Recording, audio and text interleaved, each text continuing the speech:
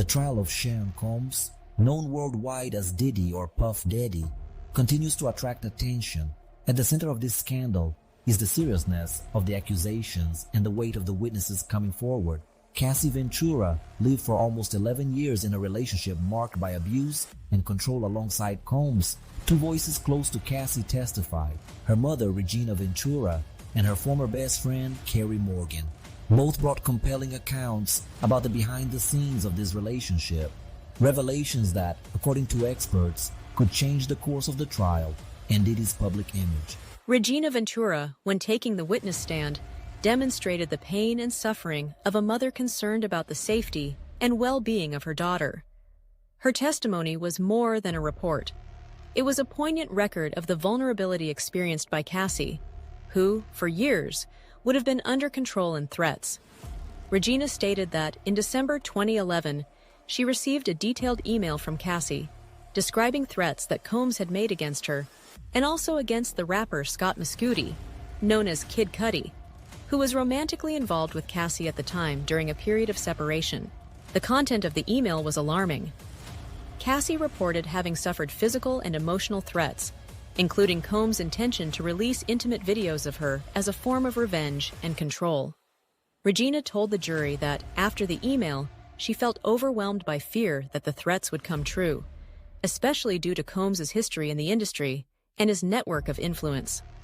According to her, Combs demanded $20,000 from the Ventura family as compensation for the time and money invested in Cassie, claiming to feel betrayed due to her involvement with another artist. Faced with intimidation and concern for her daughter's safety, Regina revealed that she and her husband took out a home equity loan, mortgaging their own house, to gather the requested funds. Following instructions sent by Combs' accounting department, the amount was transferred to an account of Bad Boy Entertainment, the mogul's company. Interestingly, however, just a few days after the transfer, the $20,000 were returned to Regina Ventura's account, without further explanation or direct communication from Combs. Despite the temporary relief, the episode only heightened the atmosphere of fear and pressure hanging over the family.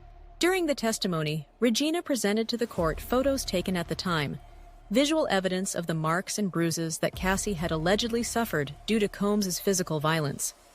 The impact of these images on the jury was significant. Combs' defense, in turn, chose not to cross-examine Regina, preferring not to question the truthfulness of her maternal accounts. On the eve of Regina's testimony, Carrie Morgan also took the witness stand. Cassie's former best friend, she recounted the beginning of the deep friendship between the two, which started when they both worked as models as teenagers. Together, they shared an apartment in Manhattan, experiencing companionship and dreams during the years of discovery and youth. With Cassie's growing closeness to Combs, Morgan says she gradually witnessed a change in her friend's behavior. According to her, Cassie, once lively, witty, and confident, became introspective, tense, and insecure.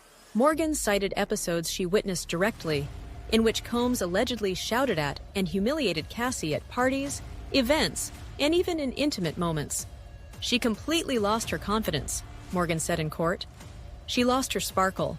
According to the testimony, episodes of physical aggression, such as slaps and pushes, were also witnessed by her and others close to the couple.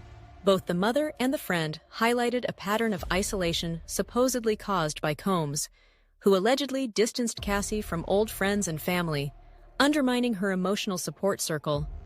Regina reported that her daughter, for a long time, was afraid to report the abuse due to the defendant's enormous influence in the entertainment world, fearing retaliation and public disbelief. Morgan confirmed the feeling of isolation, recounting her own experience of losing her friendship with Cassie, accelerated by Combs' control over the singer's social relationships. The background of these allegations is a series of serious accusations: sex trafficking, exploitation, coercion, blackmail, and conspiracy of criminal association. The public prosecutor's office alleges that Combs, over the years, not only physically and psychologically assaulted Cassie, but also forced her to participate in staged sexual encounters, often under the influence of illicit substances, with unknown third parties, situations that were allegedly filmed by Combs and later used as a tool for blackmail to silence and control the victim. During the sessions, experts in forensic psychology and studies on abuse of power reiterated to the press the classic pattern of manipulation and violence involving celebrities and their victims. According to these professionals, cases like this are usually difficult to prosecute precisely because of the imbalance of power, fame, and money involved, as well as the tendency to disbelief when the victims finally decide to break the silence. In court, the prosecution emphasized Cassie's testimony from the previous week, where she detailed not only episodes of abuse, but also the deep emotional scar left by the relationship. Cassie said she felt threatened not only by Combs, but also by the prospect of having her career destroyed and her public image tarnished if she did not follow his orders. Sean Combs' defense, for its part, does not deny that there were episodes of violence in the relationship, but vehemently denies any coercion, trafficking, or sexual exploitation. Combs' lawyers argue before the jury that, despite the ups and downs of the relationship, Cassie always had autonomy and even benefited professionally from the connection with the producer. The case took on even more dramatic contours with the report of the alleged involvement of other artists and music figures, as well as the presentation of digital evidence and testimonies from collaborators close to Cassie and Combs. Electronic records, emails, photos, and videos became part of the collection of evidence, making clear the methods of control and threats that kept Cassie subdued. From the prosecution's point of view, Regina Ventura's testimony represents the fearless maternal voice that, even in the face of fear, puts herself on the line to defend her daughter. She emphasized to the jury that her greatest fear was losing Cassie not only to violence, but to a system that often fails to protect women who are victims of domestic abuse perpetrated by powerful men. Carrie Morgan, when discussing her friend's transformation, painted a striking portrait of the invisible damage caused by psychological abuse, the loss of self-esteem, sense of identity, and hope. In her testimony, she made a point of linking Combs' controlling behavior to Cassie's gradual distancing from her loved ones, dreams, and professional projects. This trial is not only about the fate of Sean Combs or Cassie Ventura individually, it is a defining moment for the debate on violence against women, abuse of power, and holding celebrities accountable.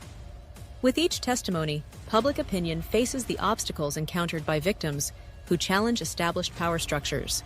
The media coverage reveals the impact that the trial has had on the music and entertainment industries. For many, it is an uncomfortable reminder of the toxic behind the scenes that often hide behind the glamour, with careers damaged, artists silenced, and protective networks built around influential men. The trial continues, and the world awaits the next developments. Each testimony, each new document presented, adds layers to a process that promises to redefine responsibility and ethics in the highest circles of the global music industry. Meanwhile, for Regina Ventura and Carrie Morgan, the intention in testifying is clear: to protect, to give voice, and to seek justice for Cassie, and by extension, for all the victims whose stories have yet to be told.